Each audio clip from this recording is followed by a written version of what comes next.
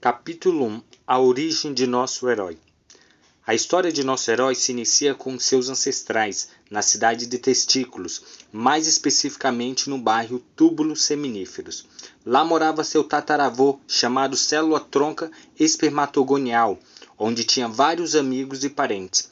Ao longo do tempo, sua família foi se multiplicando e, apesar de seus dois filhos, espermatogônias 1 e 2, permanecerem com seus pais até a puberdade, se distanciaram dos pais e tiveram vários filhos chamados espermatócidos primários, que já se pareciam e agiam muito diferente de seus pais.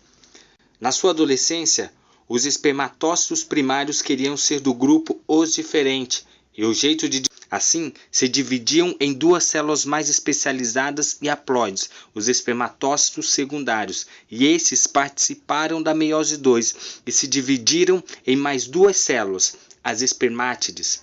Com o tempo e muita ajuda de amigos da família, célula de Sertoli e de Lane, as espermátides se tornam espermatozoides que estariam prontos para uma nova missão. Já no epidídimo, Zod ouve seus amigos falarem sobre uma célula enorme muito maior que qualquer outra já vista por eles, e que era rainha de grandes terras fora dali e desde então se apaixonou. Zod, curioso como era, pesquisou e descobriu que essa grande célula rainha chamava-se Oócito. Capítulo 2. A origem de nossa rainha. Na terra de Ovário, durante a era fetal, existia um castelo e lá morava a princesa Oogônia.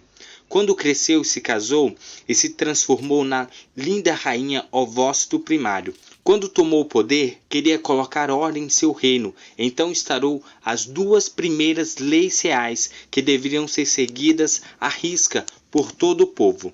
A primeira dizia que todos os ovócitos primários deveriam permanecer em prófase 1 até a era da puberdade. A segunda diz que no meio de todos os ciclos do início da era da puberdade, um ovócito primário será escolhido e este deve ser preparado para o combate com sua linha de defesa, suprimentos para a viagem e deixar para trás tudo aquilo que é desnecessário. Depois disso, seu reinado foi tranquilo, e na época da puberdade, nossa musa se destaca. Foi convocada para o combate durante o treinamento, sua aparência e posses começam a mudar. Ela aumenta suas fronteiras, expandindo-se além das regiões do lago, batizando-o de antro.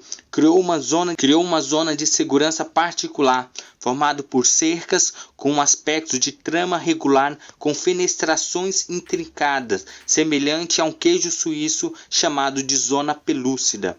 Trocou as velhas pedras foliculares achatadas por outras cuboides, formando verdadeiros muros de segurança. Colocou soldados nos muros e os chamou de células da Teca, com o intuito de impedir a entrada de mais de um guerreiro, ou seja, de não permitir a polispermia. Enquanto isso, está terminando a meiose 1, mas sofreu um pequeno golpe. Seu material genético, que era de 46 cromossomos, foi dividido em dois clãs, o dela e outro ressurgente. Mas a rainha agiu rapidamente e não permitiu que o clã do primeiro corpo polar sobrevivesse por muito tempo. Isso porque ela não permitiu que esse novo clã tivesse acesso ao setor de citoplasma, fundamental para a sobrevivência de qualquer clã. Como agora a rainha tinha um reino maior e ela mesma havia passado pelo processo de diferenciação, se chamava agora ovócito secundário e o seu pequeno reino de folículo primário se tornou folículo secundário. Agora estava pronta para a guerra, esperando o chamado final. Um belo dia, nossa musa recebe uma ligação. Havia iniciado o bombardeio de FSH e LH. Nesse momento, ela sai do castelo para a longa estrada pelas trompas uterinas, deixando para trás suas células da granulosa e Teca, e com a esperança de encontrar seus inimigos pela frente. Capítulo 3. O encontro. Nossa musa já estava pronta nas tubas uterinas esperando seus invasores. Infelizmente, esses ainda estavam no quartel-general, adormecidos, sendo eliminados por seus defeitos e adquirindo mobilidade e habilidades fecundantes antes da batalha. Enquanto estavam todos adormecidos, um bombardeio de FSH, LH e testosterona iniciou. Era o sinal que a batalha iria começar. Porém, não tinha a menor chance de sobreviver fora do quartel. Para que tivessem a menor chance de sobreviver, teriam que se armar. Ao saírem do quartel, uma longa viagem se iniciou. No meio da estrada, avistaram a vesícula seminal, onde receberam alimentos e nutrientes para dar continuidade à viagem e logo após entraram na marginal do ducto ejaculatório. Foi nesse momento que eles passaram a cabana da próstata para pegar roupas especiais para resistirem às mudanças de pH. Próstata, eles seguiram para marginal ducto ejaculatório até o ponto glândula bulboretral, onde se acionou o sistema que lubrificou toda a estrada da uretra, facilitando a viagem de todos. Ao final da rodovia uretra, Zod e todos os demais soldados foram lançados para as terras nunca vistas por eles. Foi nesse momento que todos perceberam o perigo e se adaptaram para serem mais leves, rápidos e diretos. Apesar disto, muitos soldados foram perdidos naquelas terras. Ao chegarem ao final do caminho, avistaram o enorme ovócito secundário à sua frente e começaram a atacar em massa, tentando passar pelos obstáculos da corona radiata. Muitos tentaram, mas poucos conseguiram. Depois de muito tempo tentando, batendo suas cabeças e com suas poderosas enzimas, um deles se destaca. Era nosso herói, Zod, que com todas as suas forças estava tentando passar por todas as defesas daquele lindo ovócito para chegar ao seu coração. Ao passar pela corona radiata e ao encostar na zona pelúcida, seu acrossoma se desfez magicamente, liberando enzimas que o ajudariam a conquistar sua musa. Correram a zona pelúcida de seu amor e quando ele percebeu, liberou o conteúdo de seus grânulos e impermeabilizou a zona pelúcida. Aquelas enzimas corroeram a zona pelúcida de seu amor, e quando ele percebeu, liberou o conteúdo de seus grânulos e impermeabilizou a zona pelúcida, para que ninguém mais o incomodasse. Para ela, foi amor a primeira reação. A partir daí, suas membranas se fundiram e o núcleo de Zod foi ficar pertinho do núcleo do seu amor. Para consagrar sua união, nossa musa terminou a meiose 2 e liberou seu segundo corpúsculo polar, formando também seu pró-núcleo, enquanto Zod formava o dele. O amor deles era tão grande que logo se juntaram e começaram a multiplicar, espalhando seu amor e núcleos por todos os seus filhos. Com os genes revolucionários de seus ancestrais aflorando, os filhos do casal começaram a se multiplicar. Quando estavam com mais ou menos 8 membros, formaram a chapa Mórula, desde os mais velhos até os mais novos. Mas isso não durou muito. Logo seus irmãos foram se distanciando, formando um antro entre eles. Naquele momento, eles passaram a ser conhecidos como blastocisto inicial. O resto é história para outra hora. Capítulo 4. A Guerra Civil.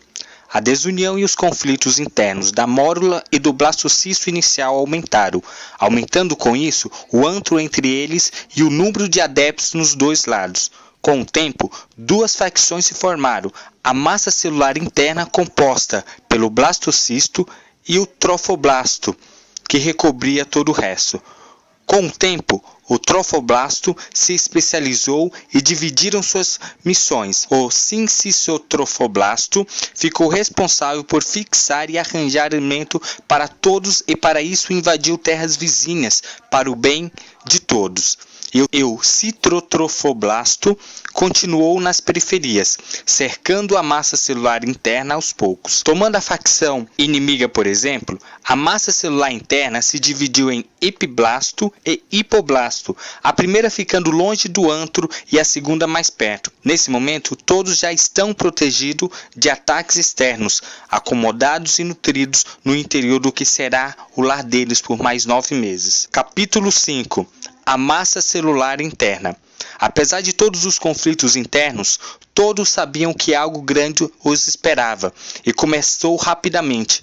Dentro de um curto espaço de tempo, a massa celular interna começou a ficar mais velha e as suas células ficaram mais grossas e com buracos. A partir daí, os outros começaram a lhe chamar de nomes estranhos como placa notocordal, linha primitiva, fosseta primitiva e nó primitivo. Todos só queriam se distanciar dessas células estranhas. Para isso, a epiderme se diferenciou, passando por dentro dessas células que todos chamavam de linha primitiva e foi morar no lugar do hipoblasto, mudando até de nome para endoderma. As células entre a epiderme e a hipoderme viraram a mesoderma e a epiderme virou ectoderme. Notando o preconceito, as células da linha primitiva ficaram com tanta raiva que resolveram irritar todo mundo, crescendo junto com o nó primitivo, começando a revolução que seria chamada no futuro como processo notocordal. Células diferentes começaram a cair no nó primitivo e ir em direção à placa pré-cordal. Essa nova estrutura remanescente da revolução do processo notocordal se estabelece rapidamente e se chama notocorda, e faz com que o ectoderma fique mais grosso, formando a placa neural. Isso se deu de modo tão invasivo que a linha primitiva voltou para onde estava, com o rabo entre as pernas. O que ninguém sabia é que, junto com a notocorda e a placa neural, viria aquele considerado o mais importante de todos, o tubo neural. Com a ajuda do ectodermo do lado da notocorda, formaram-se sulcos neurais e pregas, que ao se fechar deixariam parte de si para trás, formando a crista neural. Logo, o tubo se fecharia, se isolando totalmente de todos os seus redor e os deixando pasmos. Mas antes disso, formaria sua linha ou defesa e suporte, os somitos.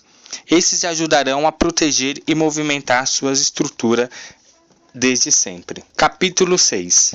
Enquanto tudo isso acontecia, na massa celular interna, grandes mudanças também ocorriam com o trofoblasto. Essas formariam estruturas de grande uso para todos os seus familiares do futuro. O saco vitelíneo nutre, origina o sistema digestório e o cordão umbilical posteriormente. Com o tempo, se torna tão pequeno que quase desaparece. O âmnio é a casa provisória do embrião. Aconchega e protege todas as células envolvidas e fica tão grande quanto um balão de festa. Quando fica muito grande, forma a membrana amniótica, pela fusão das membranas do córion e do saco amniótico. O alantódia é a primeira comunicação entre aquele que acolheu a todos e o embrião. Ele vem do pedículo embrionário e acaba direcionando a formação do cordão umbilical. O cordão umbilical é a grande amiga que nutre e fornece tudo o que qualquer embrião necessita. É formado pelo saco vitelíneo e alantóide e revestido pelo télio amniótico. O córion é a porção fetal da placenta. Junto com o endométrio, forma a estrutura temporária que possibilita a troca de todas as substâncias e a proteção necessária para o desenvolvimento. A junção materno-fetal envolve a placa coriônica com suas vilosidades, tronco e a placa decídua, que possibilita o contato do sangue doador para o receptor.